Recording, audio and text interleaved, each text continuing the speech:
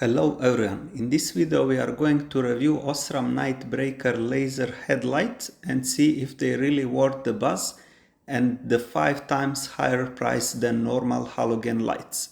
To begin with, I will tell you about a few features which makes these headlights so much in demand. First of all, they look and install like a normal headlight, so you don't need to worry about any additional items like, for example, when you are installing xenon lights.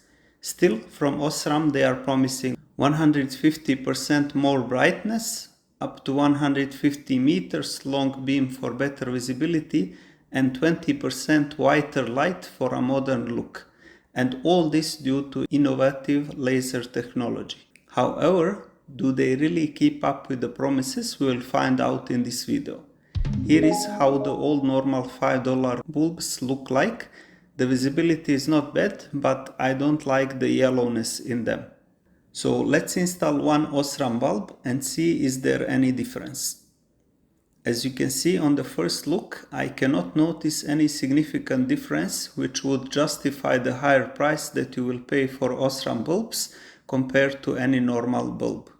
Once I install both of them, I'm even more convinced that I just got ripped off for the most powerful halogen light as they advertise it from Osram.